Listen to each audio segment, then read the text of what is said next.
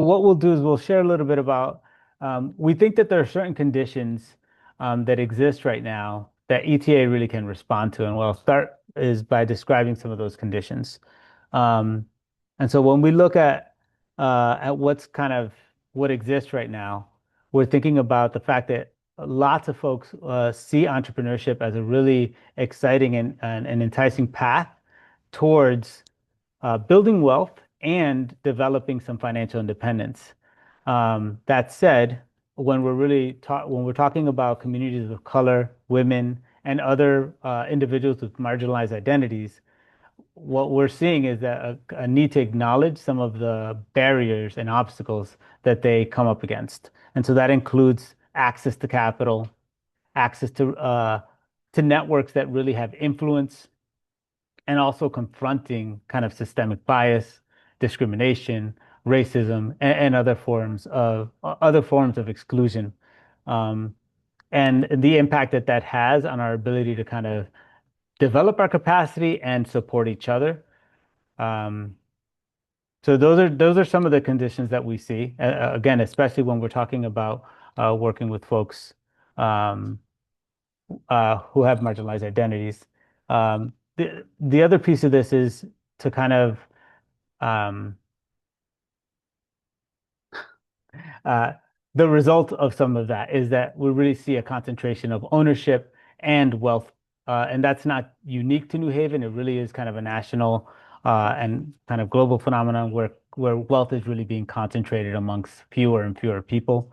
Um, and the last piece of this is what is often referred to as the silver tsunami, but the fact that lots of owners, kind of from the baby boomer generation, are reaching an age where they're ready to leave the businesses that they've established, but don't have folks that they're leaving them to. And so that not only means a loss for them and their families, but it could also mean a loss for the community, where some of those businesses create employment opportunities, have all sorts of relationships with the community. And so those are some of the things that we think that ETA can respond to. Uh, Sorry about that. Um, and so ETA, we think, creates several opportunities. One is that instead of making an investment of time and energy and money and hoping that a business will succeed, uh, ETA, the starting point for ETA is really a successful business. You're moving into a business that has some established, has already demonstrated that they have customers that are going to keep coming back to them, have a reputation, have some operational stability, right? And so you're coming in not to build something, but really to sustain it and grow it. And that seems like a really good way to meet the conditions that we see.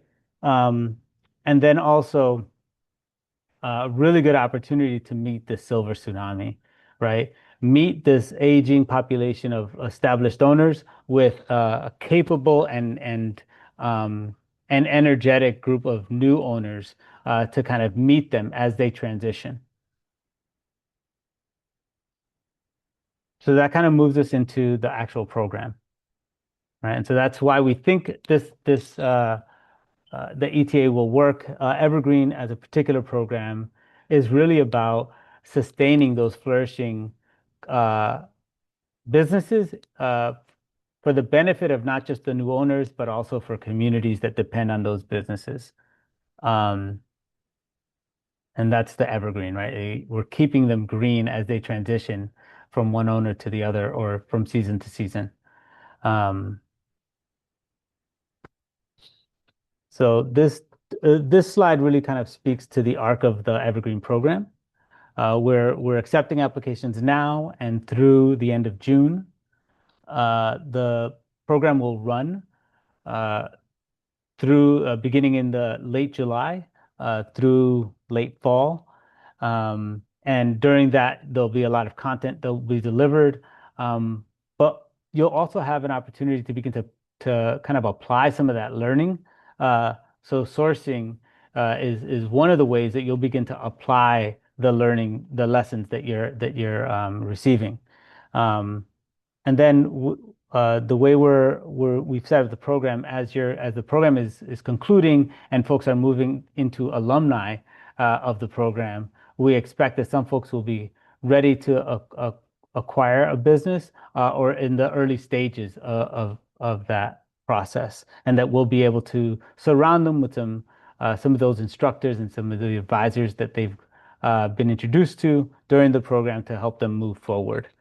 And lastly, and really importantly, is uh, because it's a cohort program, we expect that the participants of the program, with our support, can actually offer a different type of support, uh, even after the program formally has concluded. And right, so that creating a network that is able to um, continue to think, continue to kind of plan, and offer other types of support with each other.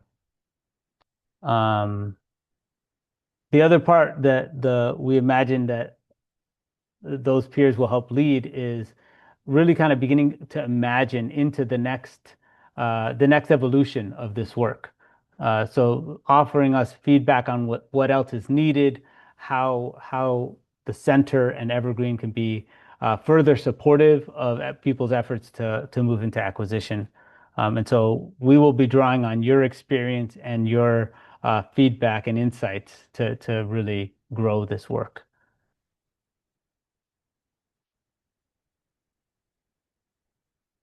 Um, so we wanted to say something about what types of businesses um, we are we're talking about when we talk about acquisition. Uh, and as we thought about this, we took a step back and said, our intention is not to be prescriptive and tell you what kinds of businesses you should be uh, acquiring, but rather to make sure that you have the tools and a sense of yourself that'll guide you as you begin to make decisions about what to pursue. And so we're thinking about businesses that have this kind of initial cash flow, have a diverse existing customer base, have some operational stability, and whose owners and employees kind of are ready to sustain that success as it transitions, as the ownership transitions. Um, Let me pause there and see if Sean, is there anything else you wanted to add in this piece? The only thing I'd say, Malvin, is that we fully expect for folks to look at a wide range of types of businesses and different stages of businesses. Our intent, as Malvin said, is to help you explore what might be the right path for you relative to your own risk tolerance, as well as where your own passions might lie. So what Malvin described as, in these four bullets, I would think of this as um, general characteristics that would probably land you in a good spot. Obviously, the content we'll delve into in the program will be much deeper, but know that we fully expect there to be a range, and that's okay. Great. Thank you. Um, So we're getting to the close of this. Again, what we wanted to do is make sure that there's room for questions. So before we go there, just kind of wanted to articulate like what the expectation and design is. So it is a program that's going to run through from July 30th through the middle of November. Um, the sessions are broken up into 2 hour blocks. And so those are meant to be weekly in-person sessions. That said, and I should say that attendance at all 16 sessions is really expected. Um, what we want to do is hold that and also say that we want to be flexible and kind of acknowledge that life has a way of not caring what we plan. So we will be flexible and try to offer other ways to stay fully engaged if in person is becomes a challenge. Um, and then I wanted to say something about the the instructors and advisors who are really going to kind of come around the participants to really invest in their success. And so what we're looking at is um, we're not ready to kind of announce them by name, but wanted to give you kind of a sense that these instructors are um, coming from a wide range of experiences, right? Some of them are academic and intellectual leaders.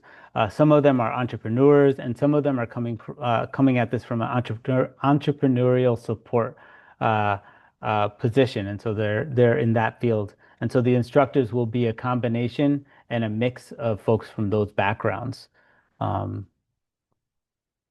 see. And so then the last thing I wanted to, the last couple of things I wanted to share with you was this, which lays out the schedule and some of the topic areas that will be covered during your program experience. And I'm not going to walk through each of these, but I will note that you'll see that there's some topics that have one or two uh, parts, and that's partly because we didn't want to um, skimp on on the content.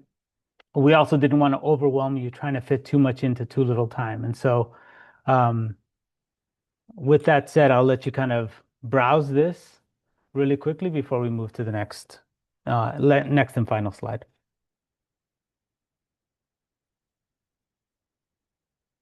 Okay. Okay. So, and we will share this so you can kind of look at it at a slower pace as well.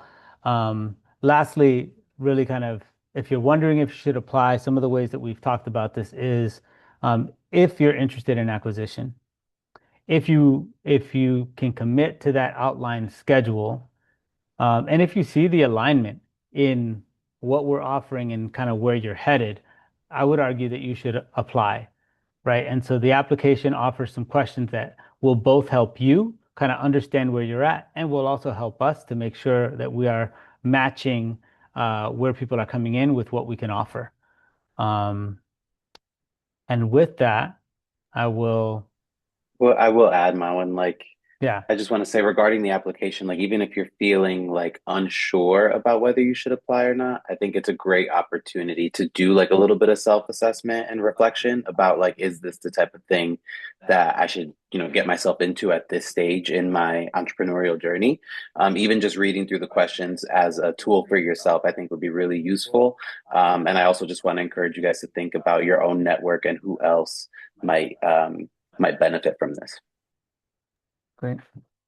Well, So, one last thing I might add, and apologies if this was already mentioned, the program itself is at no cost to you, right? As a center is footing the bill for this. So this is meant to be really in service of all potential entrepreneurs in our community.